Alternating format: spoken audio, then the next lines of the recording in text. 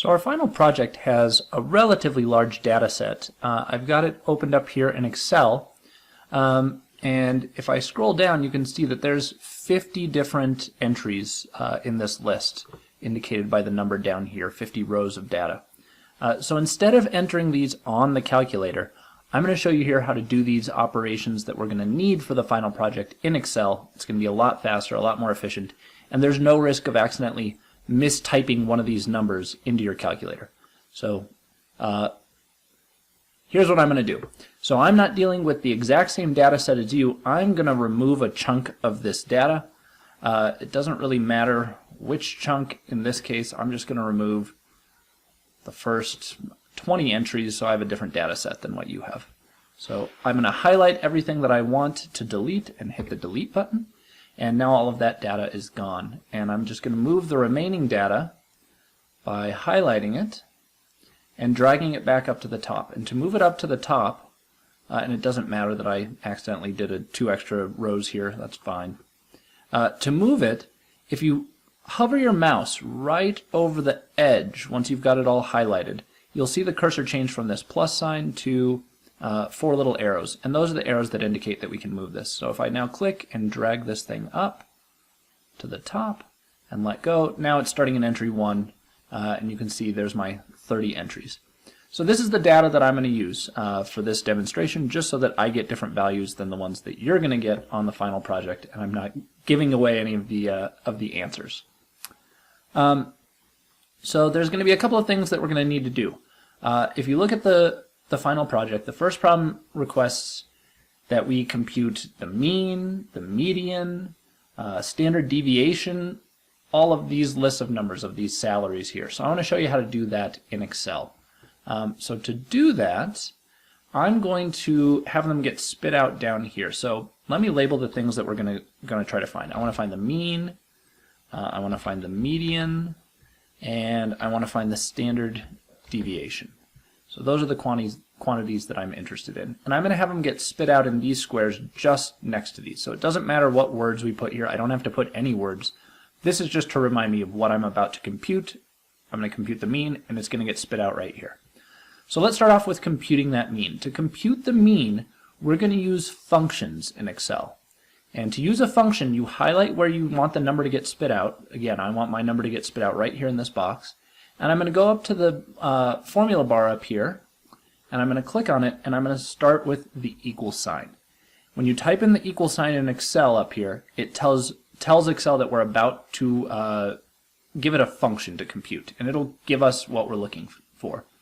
So for this one, if you start to type, it'll autocomplete. So maybe you think the mean would be called the mean, and I start typing. And you'll see when I click the mean, it gives me these other weird options that involve the word mean, but they're not what I'm looking for. For the mean, I'm going to compute an average.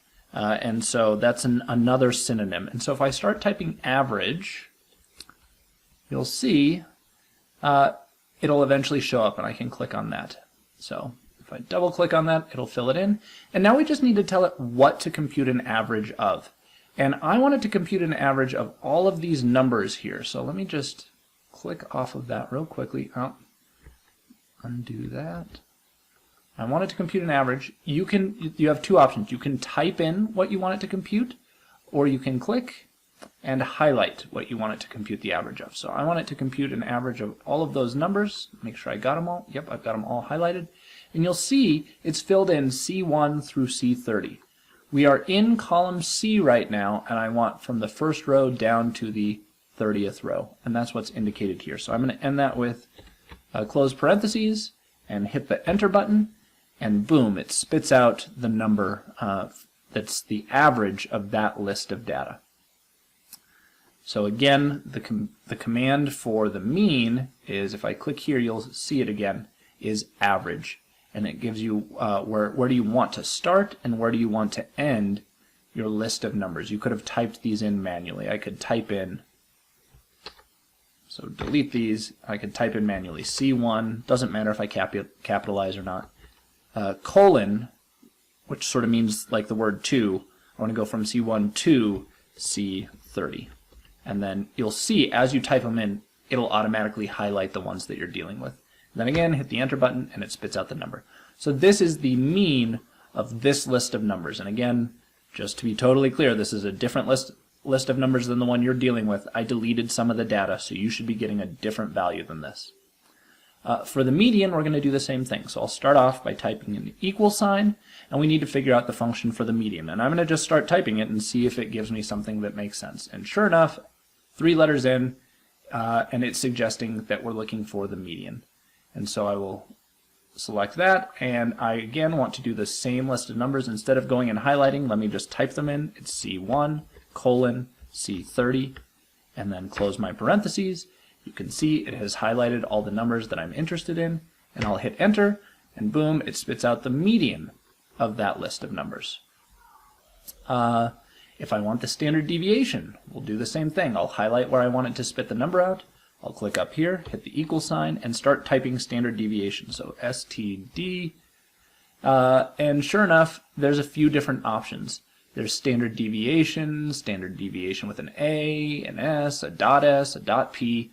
Turns out if we just use the standard one, which is this right here, STDEV, it will automatically compute the sample standard deviation, which is exactly what we want because what we're dealing with is just a sample of city employees. So keep that in mind.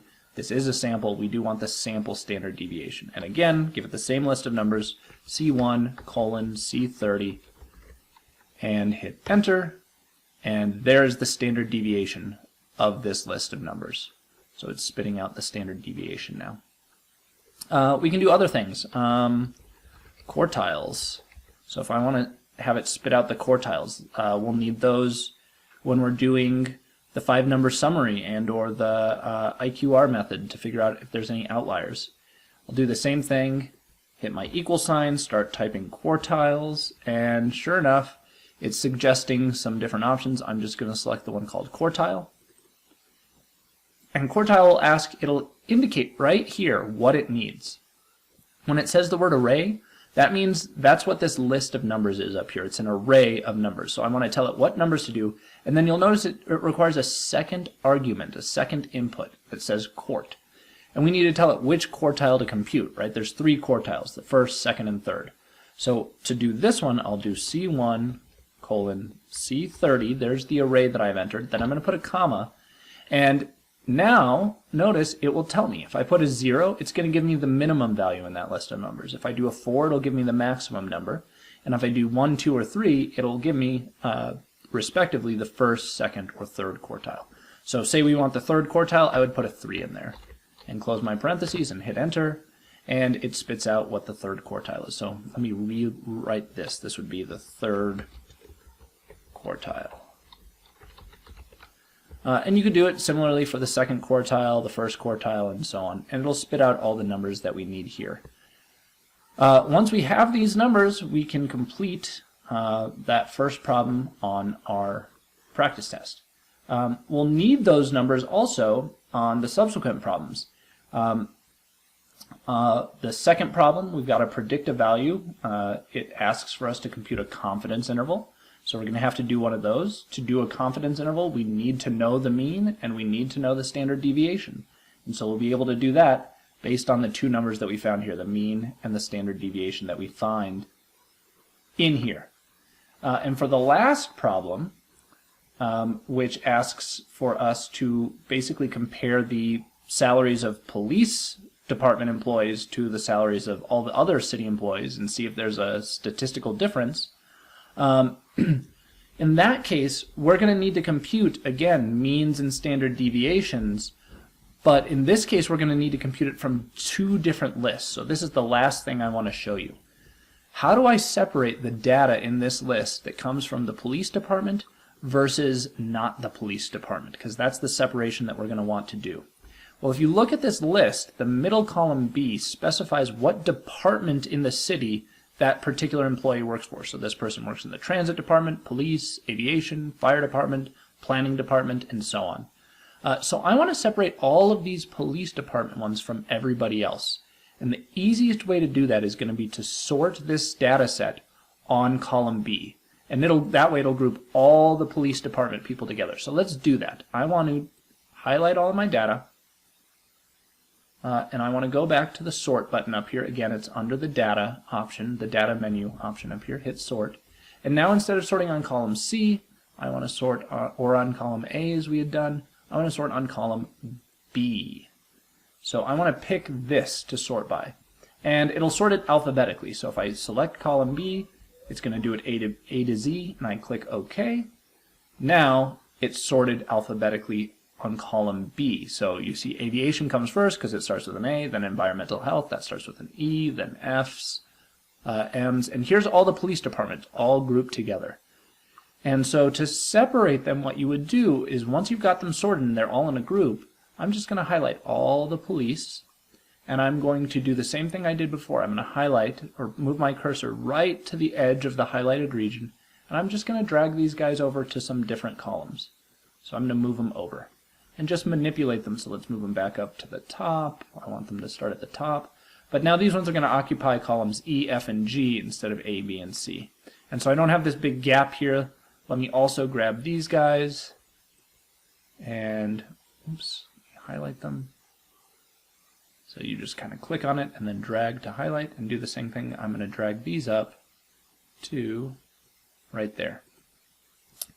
Perfect. And so now I've got it grouped by here's all the employees that don't work for the police department. Here's all the employees that do work for the police department. And I could go through and do exactly what we did over here, compute the mean, median, standard deviation, and quartile separately on this list of numbers, so all of the non-police employees, and then again on this list of numbers, all of the police department employees.